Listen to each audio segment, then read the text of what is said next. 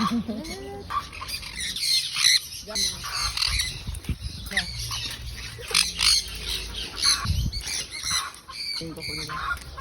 ko yan.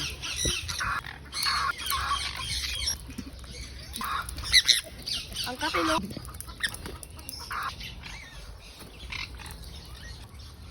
Nangyayari na namin.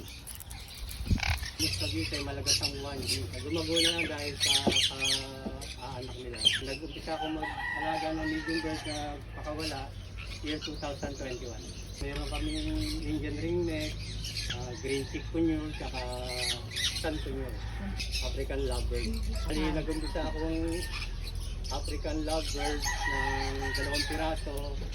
Tapos nag-anak, natuwa ako, dumami.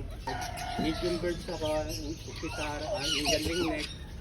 Yung may hanggang sa gustuhan ko yung nakikita ko yung mga nagpi-free flight na hinahagad tapos bumabalik sa amo. Dito ako bumili rin ako ng green chikunure. Nawili ako, nagdagpa ako ng chikunure. Nakikita ko sa kanila parang na-miss ako din sa mga kulay. Magaganda, malalambing. Masarap naman silang alagaan dahil maingay. Hindi nakakasawang tingnan yung mga kulay niya. Sanay na kami parang baliwala na sa amin yung ingay niya. So dati, mga manok, ang alaga niyo po, ayun. Wala naman ako sa kanila dahil since na baby pa lang sila ako nag-alaga. Kaya tiwala akong hindi ako iniwan dito. Magugutom sila pag iniwan dyan. Inahantik ko sila, luwasit sa sugat ng 3 weeks, tapos ako na yung mag-ahantik sa kanila. Bali, sirit yung gamit ko. Tapos hanggang sa lumaki, yung nakikita nilang nag-alaga sa kanila, kaya dami sila nasa akin. So parang marunong silang kumilala ng amo nila.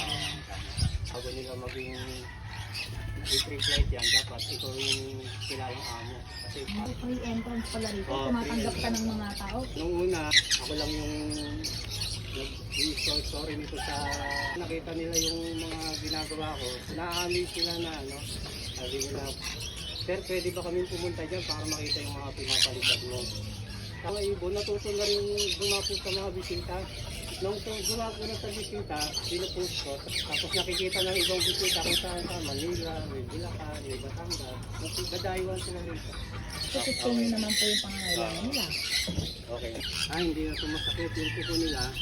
Siguro kalilipad sa mga puno o kaya kakapat sa puso. Nakakasama na rin yung puso.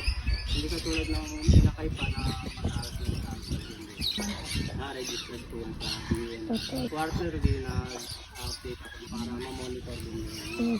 Kaya lang po ang kailangan, dapat bigyan nyo sila ng oras para maging bandage sa inyo yung mga ibon. Hindi basta alaga lang na iiwanan sa isang lugar, kailangan lagi din kayo matang. Parang focus din dapat.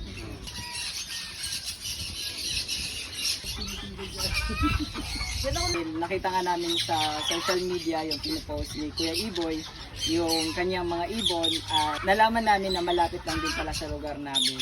At isa rin ako sa mahilig sa ibon, pinasyalan po namin. First impression nyo nung pumunta kayo dito? Napakaganda ng lugar. Yung lugar kasi napakatahimik, malamig na lugar. Kaalam natin na ang Imus ay sobrang init. Napakalamig ng simoy ng hangin po dito.